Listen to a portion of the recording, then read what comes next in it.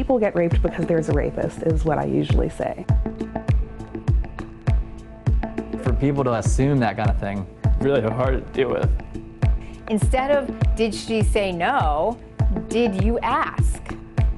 We're in the midst of this perfect storm. The stakes are very high.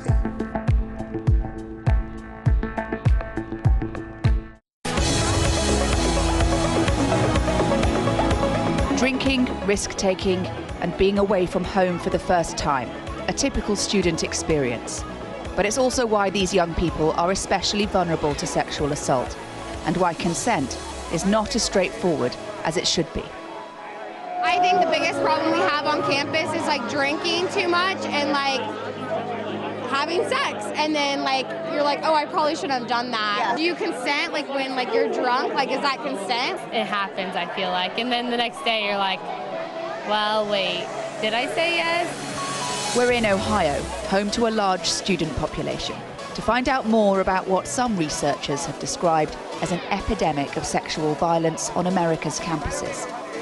The people we speak to tell us the Me Too movement hasn't had enough impact on attitudes and behaviour. When I go out, men are touching your ass, they're trying to grab you, they're trying to take you home. I've had friends that wake up the next morning and like they remember saying that they didn't want to like have sex with someone, and they woke up with like no clothes on. Everyone seems to know the ground rules of sexual contact are changing, and a few young men admit they feel worried about getting it wrong.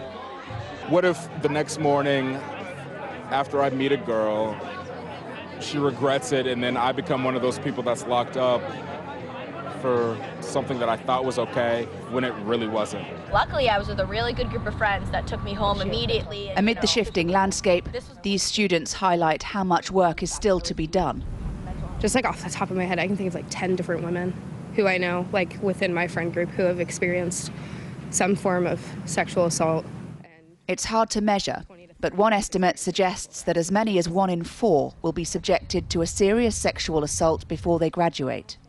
Brianna Cotton is one of them. I personally have been affected and didn't report, so I'm sure that there are plenty of other women who haven't, so that statistic might even be generous. Can I ask you why you didn't report?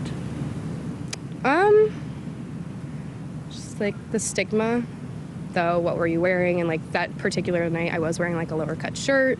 I had been drinking, like not an excessive amount, but I was for sure drunk like on the night that it happened. I only remember like bits and pieces. So it's also, then you start to question like maybe I did consent initially, and then like there was like loss in translation, or it's their word versus yours at that point. So People get raped because there's a rapist, is what I usually say.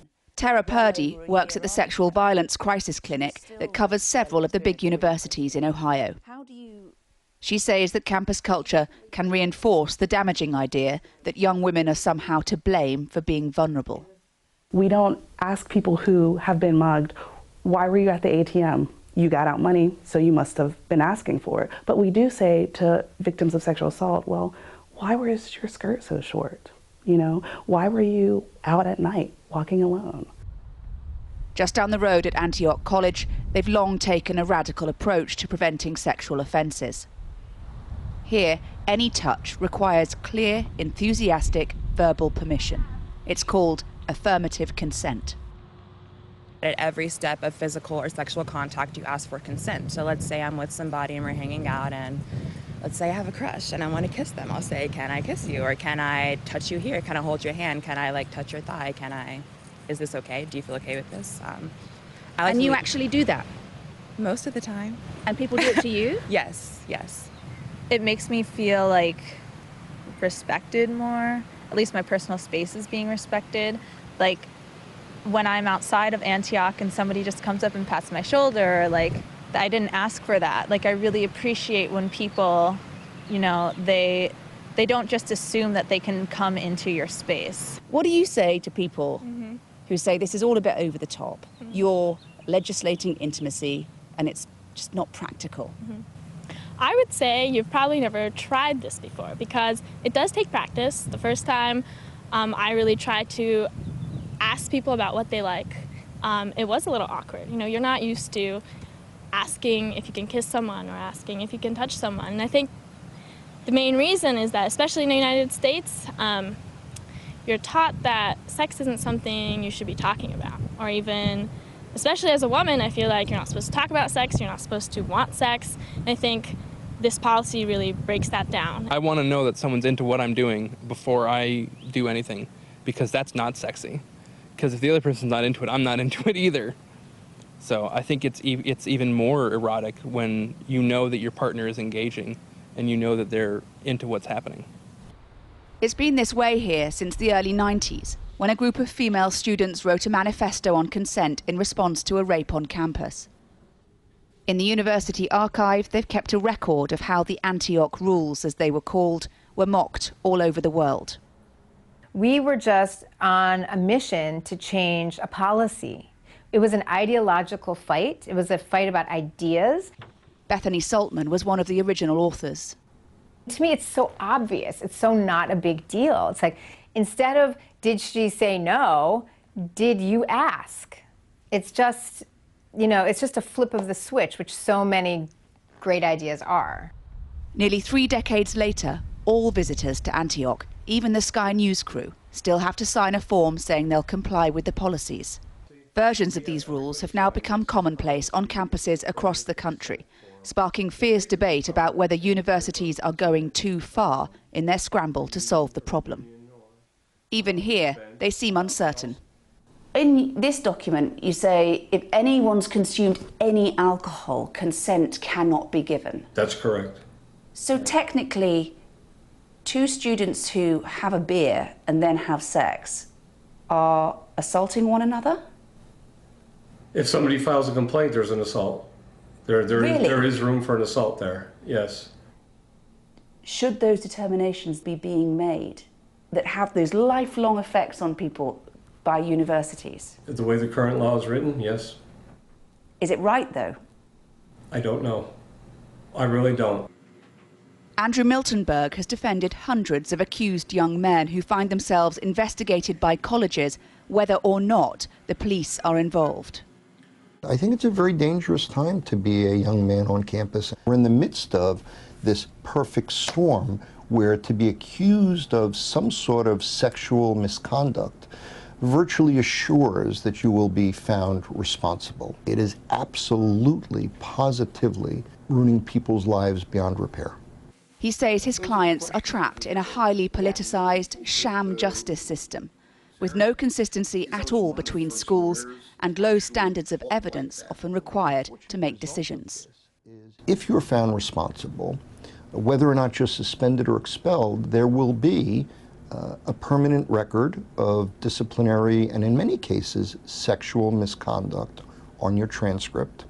And that transcript is a prerequisite to any type of graduate school, and it's also a prerequisite for most professional type jobs. So the stakes are very high. This young man and his mother, who don't want to be identified, say the current climate on campus means even an accusation is enough to change everything. The way that the school has done this has literally destroyed my life. After a student accused him of rape, he was investigated and cleared 3 times, once by the police and twice by the university. He says the college assumed he was guilty, and the process violated his civil rights. Every time you walk down the hall, it's like, oh, like that's me, my name, and then yeah, he's a rapist, like looking, like pointing and everything. For people to assume that kind of thing about me is really, sorry, it's just really hard to deal with. For people to label me something like that, when it's completely against who I am, it's just really hard to like go on like that. But for others, the system is failing because it's not robust enough. Emma Sulkowicz accused a man of rape and then carried a mattress around campus in protest at the subsequent complicated, drawn-out investigation.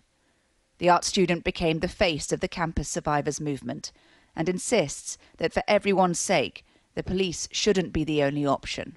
Survivors who were assaulted in university, part of why they would rather their university handle it than the police department is that often they feel like the crime was committed because their attacker wasn't educated on consent. They're young, right? Like back in university, we were all young. We recognized that we do stupid things. So many survivors are like, I really just wish he would like go through an educational program and maybe get suspended for a month and then like learn. There are around 20 million students at colleges across America, and in a few weeks' time, they'll all return to class. Around them swirls a heated legal and political battle about the limits and responsibilities of the schools they attend. For now, colleges await new permanent guidelines from the government, leaving an imperfect system to deal with the crisis. Hannah Thomas-Peter, Sky News.